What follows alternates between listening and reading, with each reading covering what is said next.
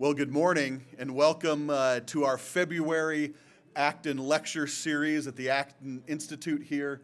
My name is Dan Churchwell. I'm the Associate Director of Program Outreach, and it's an utter delight to see you on a cold day. Last night, I returned from Palm Beach, and it was 80 degrees, so I didn't send a lot of pictures back home. They were a little bitter. But it is good to be back in the great state of Michigan to introduce this fun event for Valentine's Day. I do want to first thank our benefactors who make this event possible. We do these Acton lecture series almost every month, and then we have a foundational conference called Acton University every June, and we exist to serve those ideas that our benefactors lay out, and it's just a great opportunity to be here. So thank you for showing up. We do have wonderful opportunities to interact with our speakers, and so after Dr. Estelle is done today, you will have an opportunity for Q&A. Because these events are recorded, we do ask that you wait for the microphone. There will be people on our live stream that will want to hear your questions. So please wait for the microphone. You can ask your question. We will have runners, and we can go from there. As well, we have 4 wonderful books in back that highlight some of Dr. Sarah Estelle's expertise. Several books by F.A. Hayek, The Fatal Conceit, and his classic, The Road to Serfdom. And then one of our affiliate scholars, Victor Clar's book, Economics in Christian Perspective, as well as Dylan Paulman's, one of our researchers, his book on Foundations of a Free and Virtuous Society. So great books back there for you to see. Now, without further ado, let me introduce Dr. Sarah Estelle. She's the Associate Professor of Economics at Hope College, right down the road in Holland, Michigan. She's also the founding director of Hope's Market and Morality student organization, which explores economic issues through the Christian lens and brings speakers and film screenings to campus to enrich the Hope community understanding of markets. And I just want to talk briefly about that. I've had the opportunity to work with Sarah on several events with her students. And the English language is quite interesting on the word love. Almost every language has multiple words or usages for the word love. And she's going to be speaking on the economics of love today on Valentine's Day. But I just want to say love is always others-directed, others-focused. True love, caritas, or agape love is others-directed. And I have had the opportunity to see Sarah, not only the love of the discipline of economics, but her love for her students understanding the discipline of economics. And she really exerts a lot of love out of this student group on markets and morality. And it's just been a pleasure to work with her in several environments while my time here at Acton. Sarah earned her Ph.D. in economics at the University of Virginia and is conducting applied microeconomic research on topics including parenting investments, higher education, welfare policy, as well as criminal justice reform. So she's a broad thinker, and we're really glad she's here for our February Acton Lecture Series. Please welcome Dr. Sarah Estelle.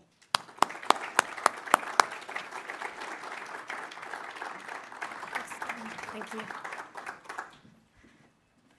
Well, thank you all so much. Thanks for coming out today for this lecture on the economic ways of loving.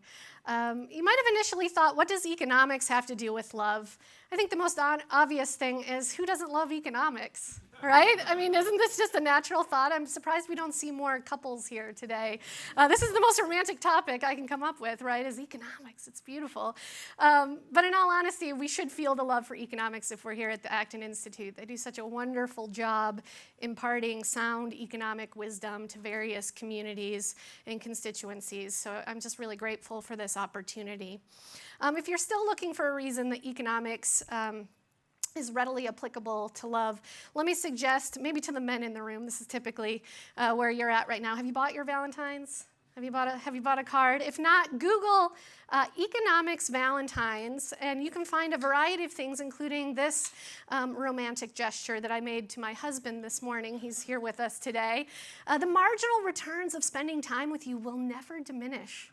It really just doesn't get any better than that, right? My satisfaction or my utility is a linear function. of our time together. Right? Isn't it beautiful? No, we can joke about this, right? Because we know that love is so much more than our own warm, fuzzy feelings, right? We know that it goes further than that, and Dan already has exposed us to some various notions of love. Before we get into applying the basic economic way of thinking and some insights from Friedrich Hayek to the topic of love, let's talk a little bit about what we mean here. Right, if we don't mean by love those warm, fuzzy feelings, if we're not limiting ourselves to something like romantic love, if we don't even mean something like, if you're happy, I'm happy, right? Which is actually pretty close to how economists typically model love in our empirical work. We use what's known as interrelated utility functions. Again, romantic, isn't it? Right, your satisfaction as it increases, mine increases. That's the definition of love in some economic perspectives. And that's very helpful, I'll have to say, in a lot of mainstream economic research. And I consider myself a mainstream economist. But from a theological perspective, maybe even for a more humane perspective, I know that's not everything, right? You know, within your various loving relationships, perhaps you have a child, right? Parents and children love each other in a different way than this, right? Parents don't want kids to be happy, right? You want their good. You want them to develop. You want the family to provide that sort of opportunity, right? Spouses likewise, even professors and students. I have a student here today, which I'm really excited about too, right? When I love my students, it doesn't look like happy a lot of the time. I teach an intro econ class at 8:30, Monday, Wednesday, Friday morning. Friday morning at 8:30 when they're taking a test. I'm not sure many of them are happy, right? But I think it's good for them. And I think it is a loving gesture on the part of a professor to think about what's good for her students, right? Love is also not something done in the abstract. We might think we love mankind, right? But philosophers would tell us that's not possible to love in that sort of abstract. There has to be a particular person, right? And particular action and a particularity to the love. So we can't love in the abstract. So what is a good operational definition of love? I don't know if I've heard one better than this from St. Thomas Aquinas in the Summa Theologica, right? Also reflected in the Catechism of the Catholic Church. Love is to will the good of the other. And we could easily spend an hour, a week, a year, unpacking just this, right? It's so concise, but it's so dense with meaning, right? I want to get to the economics, so let me just offer you a few thoughts on two of the key words here, will and good, right? To will doesn't mean to kind of wish half-heartedly, to kind of throw a hope out into the universe or something like that. It is a desire, but it's a desire that chooses. It's the idea of surveying and considering the available options and actually choosing toward the good. It's an orientation, right? It's so much more than just a feeling. And when we think about the good, if we think of this in Christian perspective, we might immediately think, I hope we do, that God is good, that all good things come from God, that the good that exists in human persons is because we image our God, right?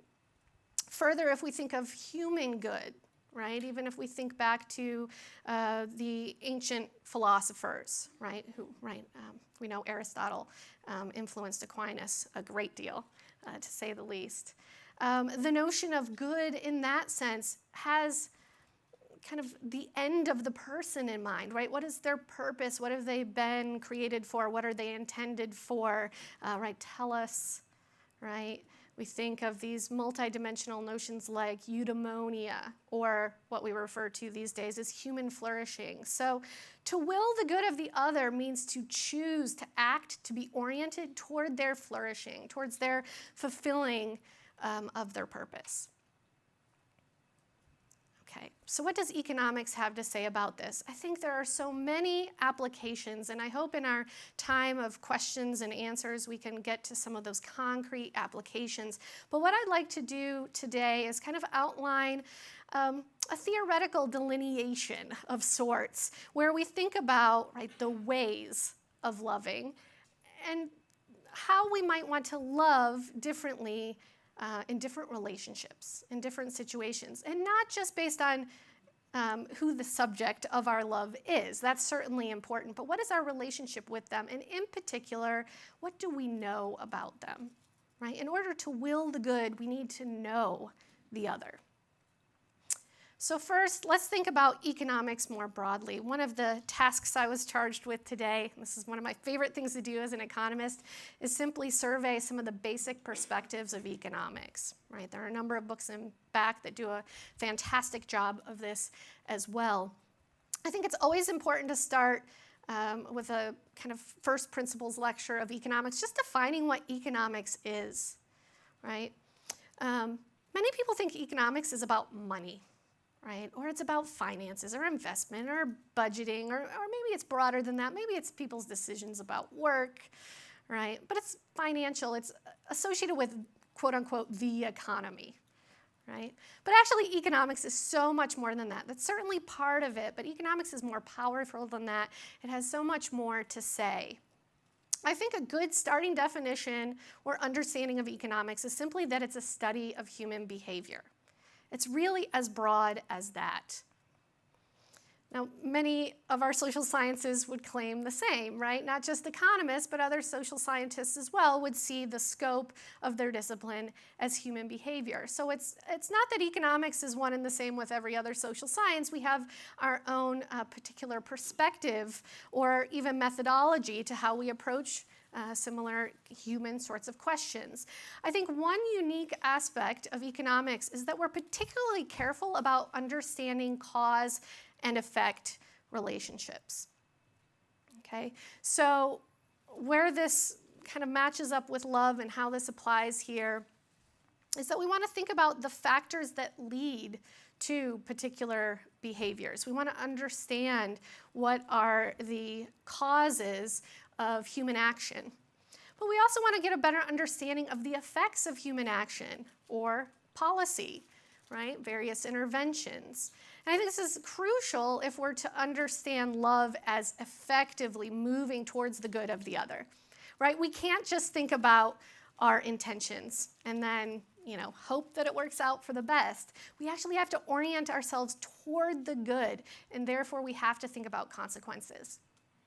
And I think this is one of the major contributions of the Acton Institute and the lessons that it spreads to these various constituencies is understanding that intentions are not the same as beneficial consequences. That so often there are unintended consequences to our actions, and in particular, I think, policy approaches.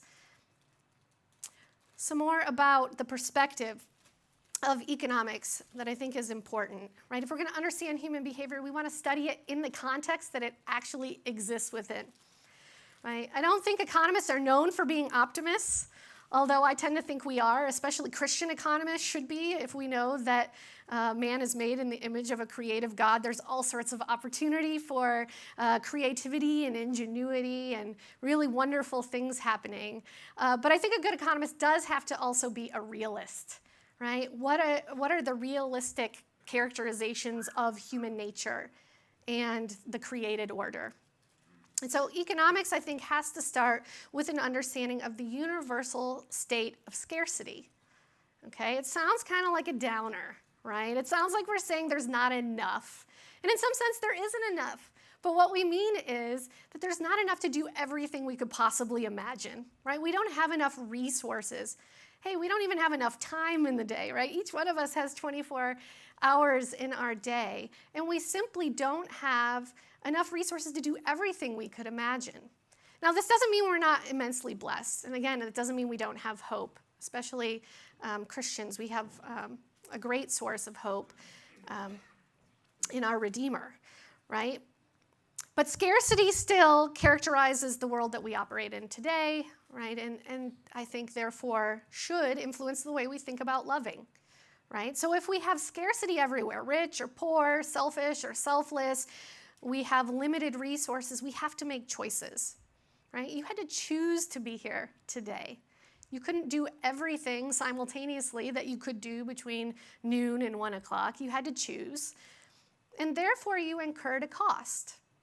Many of you have paid an explicit cost for the delicious lunch you're enjoying. But even beyond that, you gave something up, right? You could have had a more leisurely lunch, perhaps with a loved one, or gotten an extra hour of work, or run off to the gym, or clean something up around the house, right? So many different options for this hour of time. Even beyond purchasing your lunch today, right? Even beyond whatever gas you might have expended getting here, there's a larger cost that economists would refer to as the opportunity cost. We want to keep this in mind when we're thinking about loving others, right? Imagine a church community ministering to those in financial need within the church. You could think of a number of ways of approaching that experience together, but you can't choose all of them. And if you put more effort towards after-school mentoring for children in low-income families, perhaps that means taking time away from accompanying the elderly poor to the grocery store, right?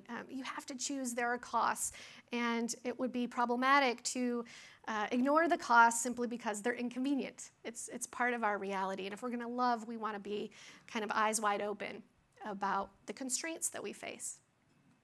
One particular constraint I want to point out that's really just a more specific sort of scarcity will allow us to get some traction with the work of Nobel laureate Friedrich Hayek on this question of love. He doesn't really talk about love, but I think this is a really important touch point for understanding what economics has to say about the ways that we love. And this is the idea that even information is scarce, or better yet, knowledge. Right? Information that can be applied, that's understood, that has implications and is appropriate for application. Knowledge is limited, right? It's even local. Hayek says in a masterful article, The Use of Knowledge in Society, that it is particular to time and place. Right? So much of what he wrote throughout his life is rooted in this idea of local knowledge, and I think it has big implications for love as well. Let me first, just to illustrate how important this is and the way that Hayek initially used this observation of his. The example he used in the article was a partially filled shipping container. Right? He said the knowledge of that opportunity, right, is local to time and place. Now, he was writing this article in the 1940s. You might push back and say, well, we know about these things, right? We wouldn't have a partially filled shipping container that someone wouldn't know. But to be in a position to act on that, to see that as an opportunity, to be able in a timely fashion to take advantage of that opportunity is necessary, not just with shipping containers, but with every other entrepreneurial opportunity out there in order to have a well-functioning economy. Right, in order to have a flourishing world. And primarily he used this, especially early on in his career, to argue against central planning. Right? It's just not possible to convey information to an individual or group of individuals in a way that they can make sound economic decisions when all of this valuable knowledge is dispersed. He says it's essentially dispersed. Right? There's no undoing that. So this has huge implications for how our macrocosmos, as he refers to it, right, the larger order, how it operates best, right? It plays a big role in the development of civilization. But it also has implications for the microcosmos, right, the smaller order, families, local communities, or what Hayek would say we can rightly refer to as societies. He's very skeptical about referring to anything related to the macrocosmos as a society because he says society is really about knowing one another, right? So only these smaller, more intimate groupings can rightly be referred to as societies. Okay, so this is the chief delineation that I want to draw, that local knowledge puts us in a different position, even with the same loving attitude, in a different position depending on what sort of relationship we're talking about. Okay, so let's deal with the larger, the macrocosmos to begin with. I'm going to argue that while markets may not, strictly speaking, be about love, right, to will the good of the other, that's a tall order. they're love-like. They can aim toward the good, right? In situations where I really don't know enough to love explicitly and particularly, right? When I don't know the individual well enough, maybe markets are a love-like attitude. Okay, some points to my argument here, and then I'd love to develop any of these that you're interested in Q&A. Statistics show that something like 70% of Americans think that poverty is getting worse, right? That poverty rates are going up. In actuality, in the last 30 years, over 1 billion people around the world have been raised out of extreme poverty. What caused that? Right? You might think, okay, healthcare, technology, yeah, a lot of particular sorts of things. I think a lot of this follows from institutional changes. And in particular, if we think over the last 30 years, not new institutions in the sense that, some in the Western world, we hadn't figured this out some hundreds of years ago, but the spread of those institutions, right? More pervasive rule of law, right? More protection for property rights. Governments having a monopoly on coercion and using that in a limited fashion. And therefore, the ability of individual people, right, again, made in the image of God with these creative capacities and unique abilities to have access to global markets. Okay, I think that's the kind of big picture story behind the decreasing poverty rates around the world. And this follows pretty logically, again, from some basic economics and understanding of trade. Where trade occurs in a voluntary fashion, it generates wealth. Okay, so when I think love, I think baking. So Valentine's Day is a tough day for me because I just want to bake all day and maybe give a few econ lectures. And so I like to bake banana bread. And my student Cameron here, she likes to knit scarves. Okay, so we can think of a really simple example where I bake banana bread and she knits scarves. And if we come together, that's a market. That's really what a market is, just coming together. And if we can sort out terms of trade such that I walk away with some of her scarves and she walks away with some banana bread, by definition, that means I'm happier in making that trade than in keeping my banana bread.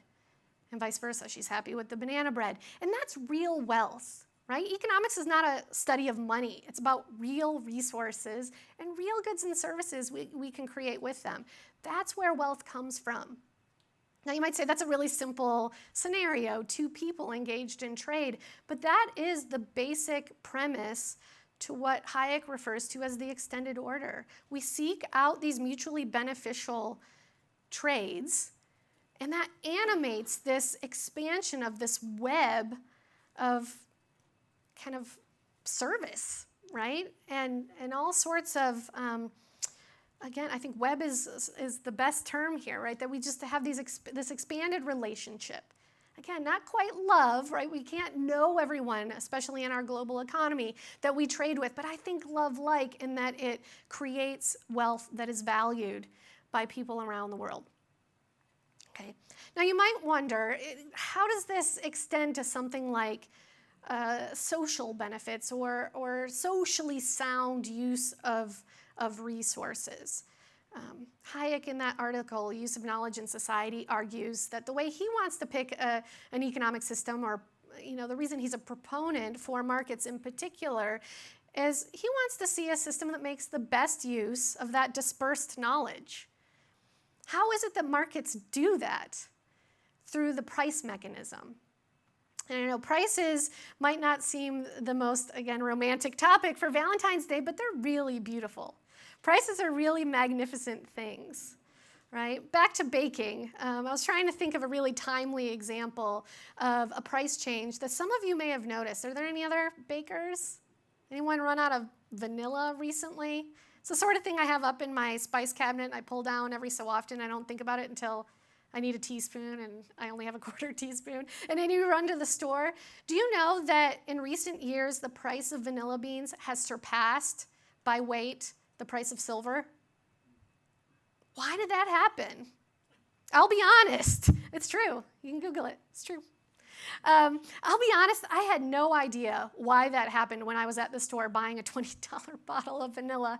But I immediately thought, okay, what do I need to use vanilla for, and where can I maybe shave off a little bit, right? So my grandma's recipe of banana bread, gotta have vanilla. That boxed cake mix, all right, I'll skip that, right? Maybe imitation vanilla or something else.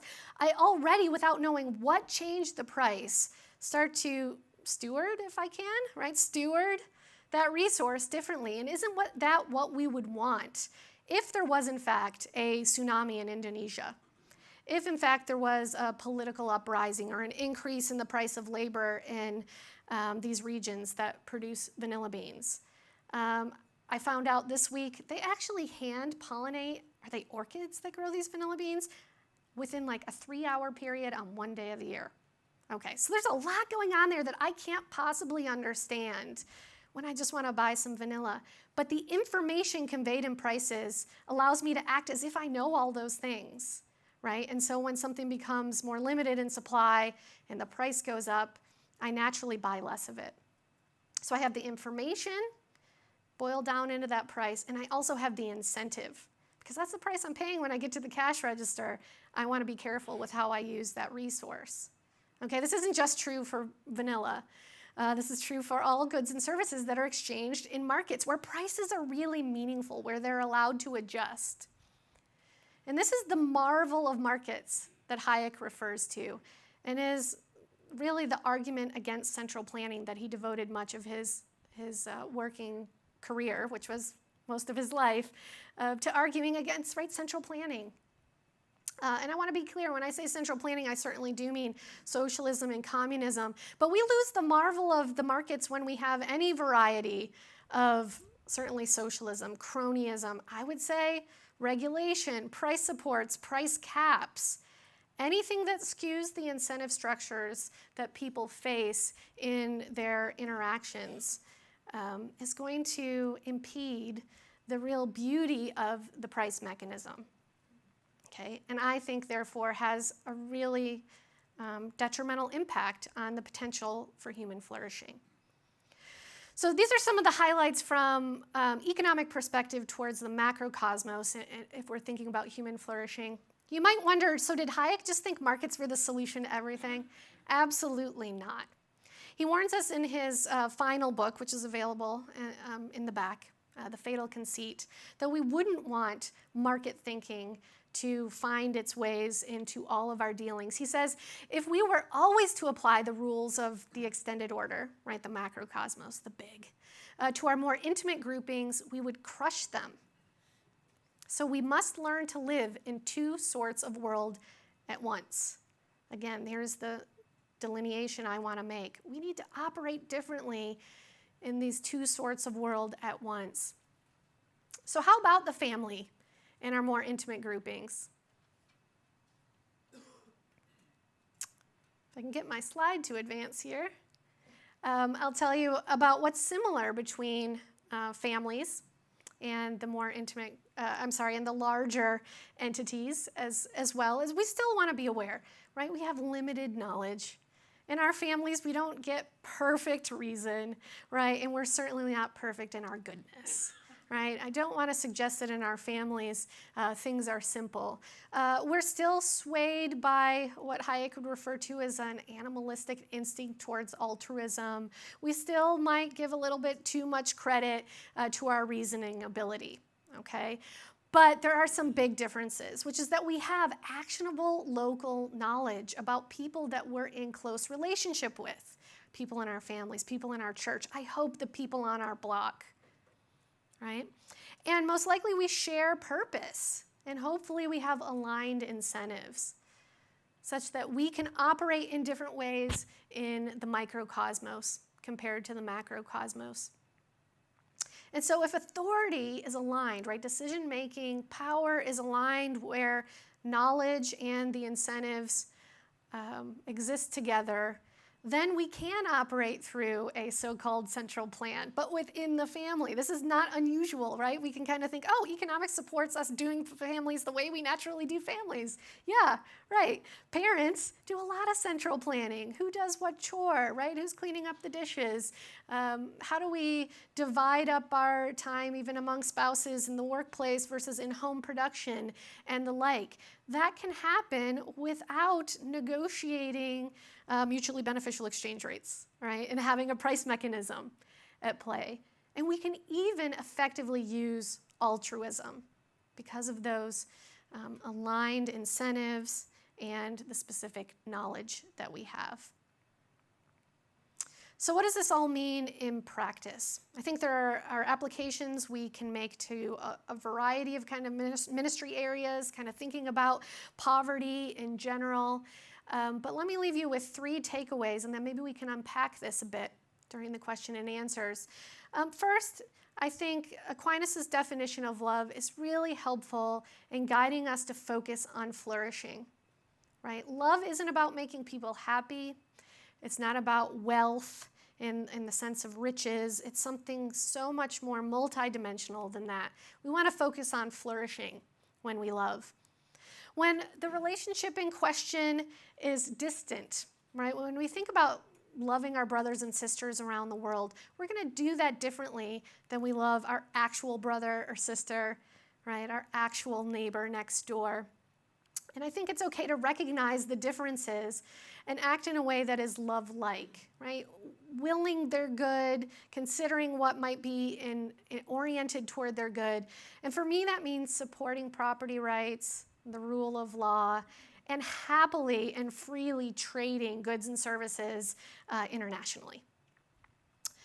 Finally, when we think about our local and close relationships, we can love as we're accustomed. We can be altruistic, right, within a family or a close community. And when you feel the desire, that animal instinct that Hayek refers to in The Fatal Conceit, to really operate based on altruism, let me suggest you turn to your actual neighbor. Start with your colleague at work, look at the parishioner down the pew from you, and love locally. All right, I look forward to your questions. I know there are a couple microphones coming around. Thank you. We have just under 30 minutes for Q&A. If you raise your hand, we'll bring a mic to you.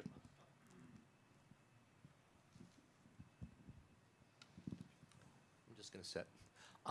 I appreciate your optimism and the upbeat attitude you have.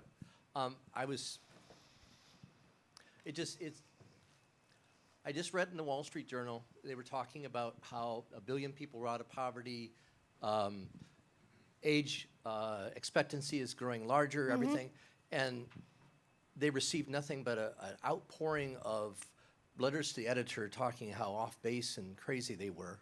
And I'm reading a book called Rational Optimism, where they're talking about there seems to be an obsessive need to be negative and pessimistic, to get published, to get tenure, and why do you think negativity and socialism and central planning have such an allure when all the results would seem to be coming from the love of the market and the love of free enterprise? So I can tell you, I'll give you a sense of what I think Hayek would say, because he said it before in a related way. In his book, The Road to Serfdom, which is also available in the back. He says that a lot of our looking towards government and socialism is the result of our lives just getting so easy. We don't want to be bothered with inconveniences. We think whenever there's a problem, we're entitled to a fix, and someone needs to fix it.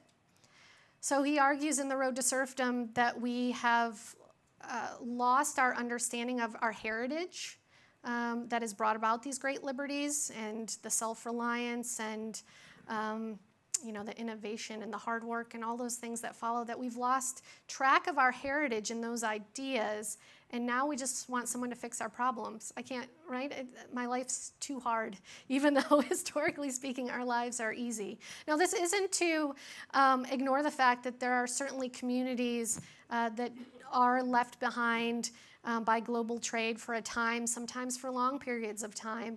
And that's where I think local community really needs to step up. In some of those situations, the cause is various, I've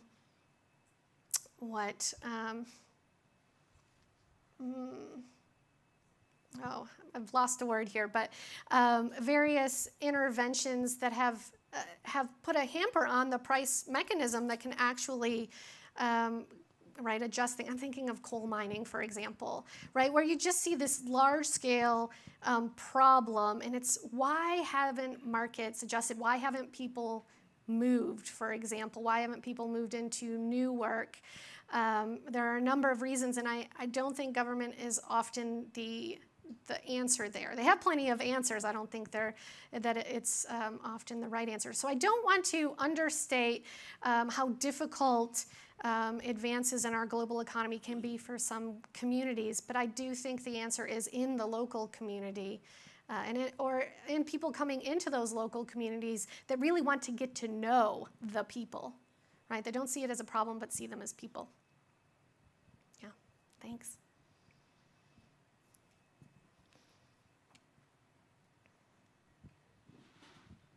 Thank you. Very great presentation. I'm wondering, I don't think it's love if I force my neighbor to put solar panels on his house. That being said, how do you look at maybe the next 10, 20, 30 years as far as, we'll just call it green energy? Yeah. How do you see that as fitting in with all of this?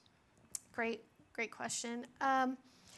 So when I think about environmental goods, I think if they are in fact goods, defined as having value for people, that generally speaking, people invest in goods that they enjoy, the more resources they have to invest in them.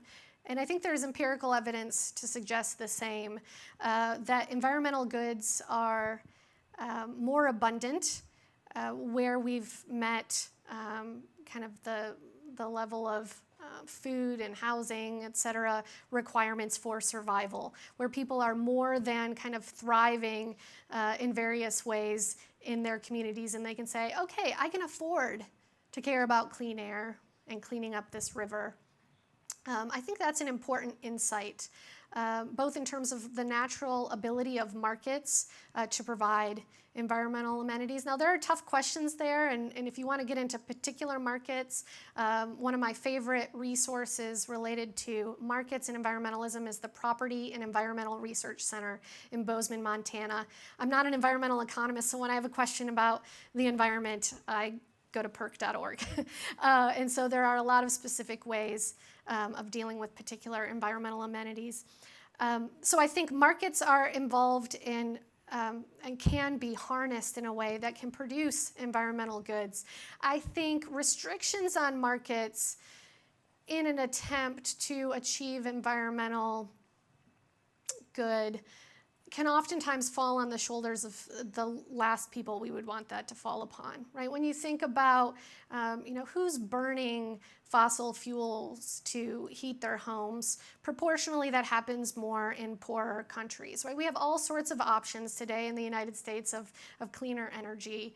And I use that term carefully because I think sometimes we just assign that label without really thinking carefully about all the costs associated with power generation. But that there is a disparity in the costs of governmental and really international attempts at providing environmental goods. A last example that I heard from Jonathan Adler, who's at Case Western University, again, an environmental law professor. He gave the example of the 1960 Cleveland River fire, right? Kind of famous for, oh my goodness, the river's on fire. He said, you know what made that so newsworthy? That the river hadn't caught on fire in so long. Because 20 years earlier, people would have looked at a river on fire and said, yes, industry is booming, right? We're moving in the right direction, that we have become so rich. And this isn't to say this isn't good. It is absolutely good that we're shocked when a river catches on fire. But that when that happens, right, we see that as unusual, means that we've come a great distance in terms of our ability to provide for our communities and our families in a way that also allows us to have clean rivers. It's great. Thanks. And I remember the word I lost earlier, rigidities. I think, to the extent that government kind of makes more rigid wage adjustments and people's occupations through licensing and that sort of thing, that's what I was going for. So thanks for letting me clarify that. Over here, sir. I have a question. A lot of media reports that 50 to 60% of the population doesn't have $300 or $400 for a car repair. How do we teach that love for your family or even for yourself is to make these kind of choices you mentioned earlier about scarcity and spending and what are my true resources? Yeah. How can we, because it's just, the population just wants to comfort and support and help everybody. We seem to be reluctant to challenge that individuality you mentioned earlier, to watch over yourself and plan for car repairs and things like that. Yeah. Let me respond to the individuality piece a bit first. I think those of us who are fans of freedom and lovers of liberty have a role to play in terms of saying, just because we have freedom to do all sorts of things, or the more freedom we have to do all sorts of things, doesn't mean that all those things are good. I want to be clear when I talk about liberty, that it's liberty to do what we ought. And as a Christian economist, I think that we need to be guided by how has God created things, the order that we operate in. We don't want to fight that order. We're only truly free if we accept the constraints that provides. And I think to trust that is for our good, right? The ultimate model of love, that God has designed these things for our good. So I want to be clear that even as we look to expand the scope of freedom, that those of us in local communities that have experience in delayed gratification, in self-reliance, in valuing responsibility, that we share those values with others. There's nothing about freedom that precludes us from persuading others to our viewpoint. I think a lot of where that happens, though, it can be within churches, I think, although I think churches can oftentimes use some financial literacy, and there are opportunities for people to step in at a church and help with that. But I think oftentimes it starts with the family.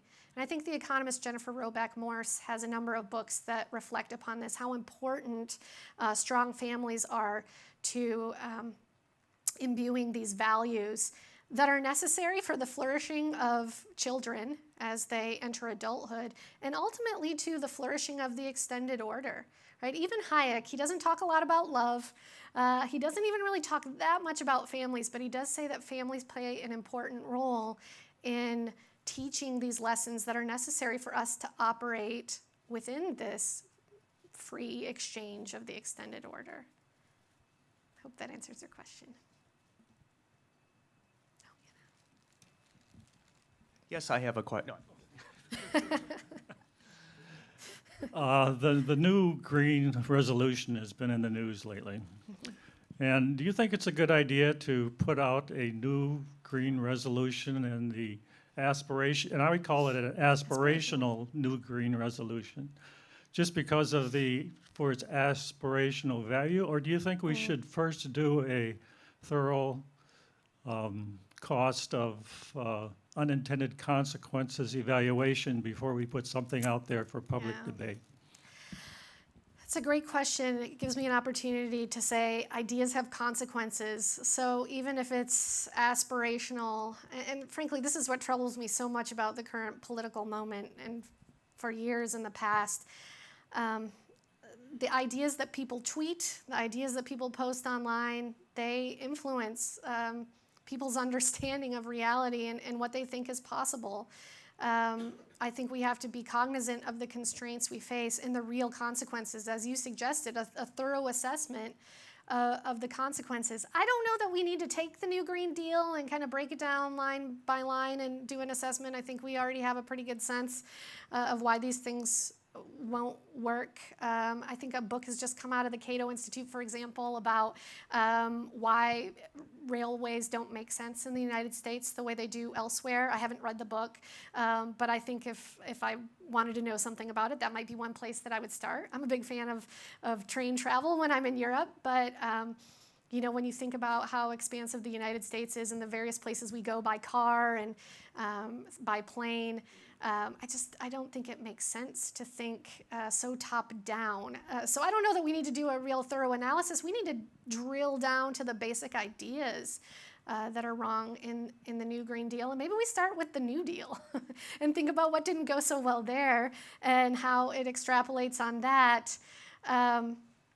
It seems to me just kind of, trying to improve environmental outcomes and provide everyone with a job. And if we say it will be because we've intended it, it's not going to work. So I think in terms of my calling, it's educating in the basic principles. And so I'm concerned about anything that's aspirational in a utopian sort of way.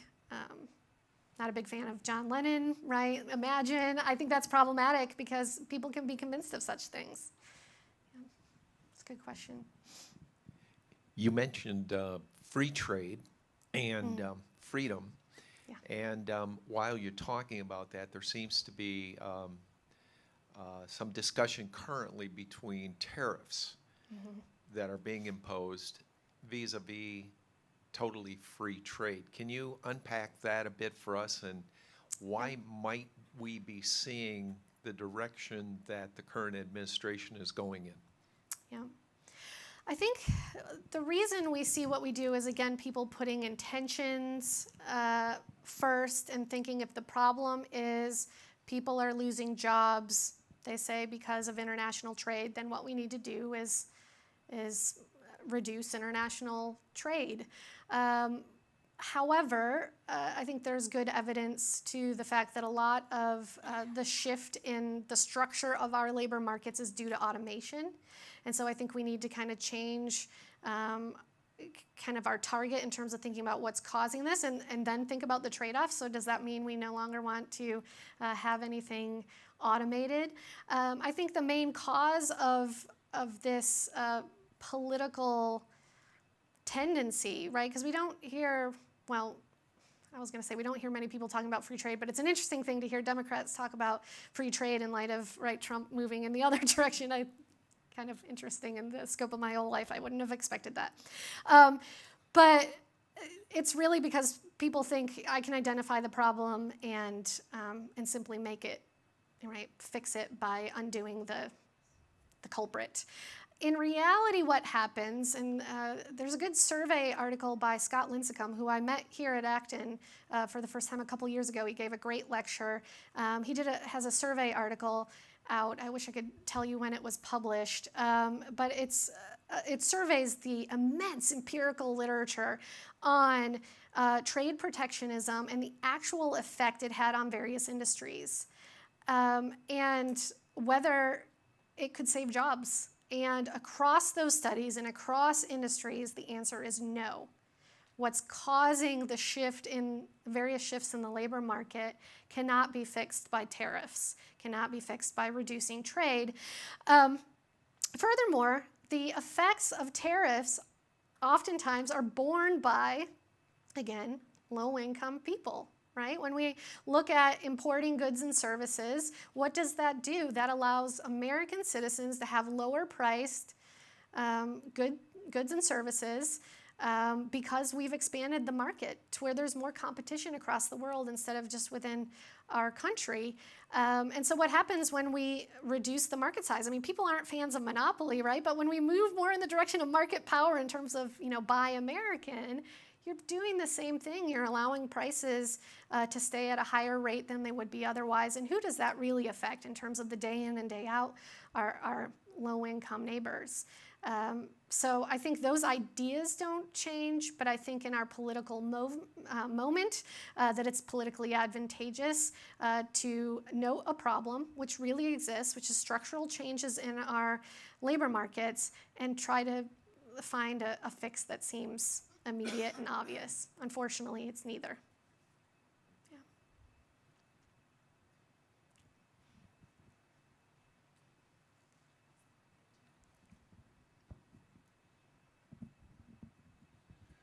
Hi, I worked with people in Eastern Europe for a number of years, and in the former communist world, and a few of those people who ended up coming to this country and actually settling here, I saw in them a feeling that you were describing earlier, feeling overwhelmed by all the responsibility and the choices that they didn't used to have. And I have a friend who said, in communism, we pretended to work and they pretended to pay us, you know, and that was kind of the philosophy. There was a lot of pretending. But what I'm thinking is, it seems to me that among American millennials, that there's a similar feeling of being overwhelmed and tired about all the responsibility, and then combined with the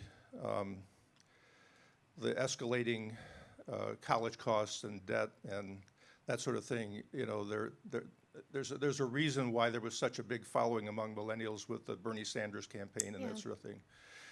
As someone who's working with this generation at Hope College, do you see much affinity or interest in the free economy and all of that goes with us within this generation? It's challenging. It's challenging to identify students and attract them to thinking more and advocating for a free market for a number of reasons, not least of which is the culture we have within higher education against those things. Right? They don't hear about markets, certainly usually outside of an economics, maybe a political science course. If they do hear about them, not in a positive light, so it's challenging. But I think one maybe touch point we can have, although I think it emanates from a difficulty, is we have a particular desire in our culture today for freedom in various social expressions, right? When you think about gender and sexuality, et cetera, right? I get to decide, right? And I wonder if we can't reorient that towards an understanding of what liberty is for. It's not that people have lost their desire to somehow be or accomplish what they're meant to accomplish. It's just, just pointed, I think, in the wrong direction. I'm currently reading a book by Lukianoff and Haidt, The Coddling of the American Mind. I sound like I'm a book salesperson up here today.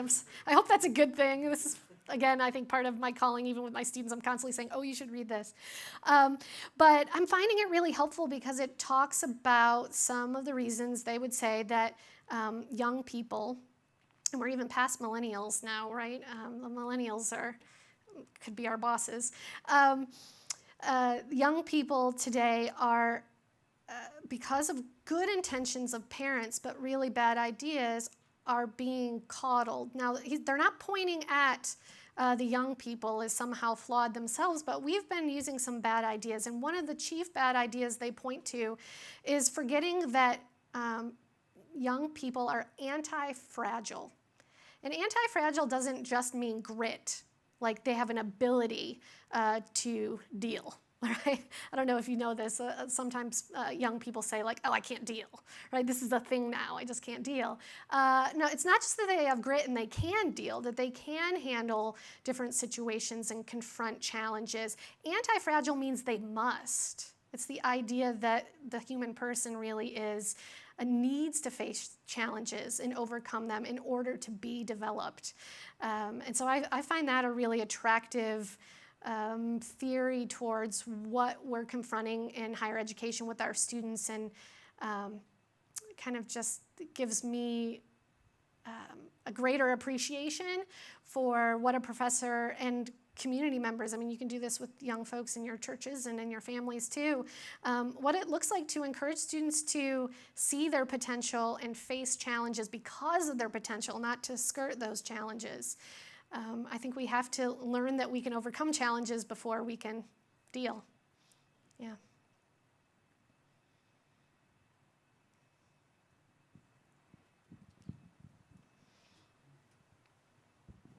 Thank you. In the macro sense, if actionable knowledge is one of the limiting factors to how we can sort of engage at the macro level, how do you see technology and access to information, and that we have algorithms that can give us info in real time? How's that affecting that some of those limitations at a macro That's great. level? It's a great question. Yeah, I think another way of even stating that question is, does big data make Hayek obsolete? Right? Not to say that your question was certainly more nuanced than that, but I think just to put a label on it, because that's a real live question. My current thinking on this is no, it doesn't make Hayek obsolete. If we understand the distinction he draws, and I'm sorry I couldn't develop this more during the talk, between information and knowledge, between data and knowledge. So knowledge is really actionable. That's a word I put on it. I don't think he uses that. But right, it's able to be understood, interpreted, right, responded to. And so even where there's big data, it's really information that still needs to be unpacked and acted upon. Right, when he says that knowledge is essentially dispersed, I had a philosopher once say, "Oh, I'm sold." Right? He used the word essential. I'm convinced. I don't know if we should be that easily convinced, but he does really mean like this is in the essence of knowledge. There's nothing that's going to undo this dispersed knowledge kind of constraint. That's one point in that direction. Another is I learned, and this could be changing very quickly, but I think a couple years ago I saw that Google actually physically ships data sometimes. Can anyone nod to? Has anyone heard this? Right, that large amounts of data still cannot be quickly conveyed over fiber optics. And so sometimes people will purchase, right, they'll put some mainframes or something on the back of a semi-truck and ship it across the country because it's quicker. That would have never occurred to me because I just don't understand technology to that extent. And so I think we think about artificial intelligence, we think about big data, and we have this very wide eye sometimes idea that, wow, it's all out there and we're so close to shedding one of these major constraints. In reality, there's still a semi-truck stopping, after its mandatory 16-hour rest, right, off at the rest stop, waiting to get to its destination. So we're not quite there yet. And I think because of just how the human mind works, we're never going to get to the point that a machine can replace that interpretive portion of taking data and making it really knowledge. It's a good question, though, and I think it motivates, hopefully will motivate a lot of us to think more about what Hayek means by local knowledge so we can confront that question. Yeah.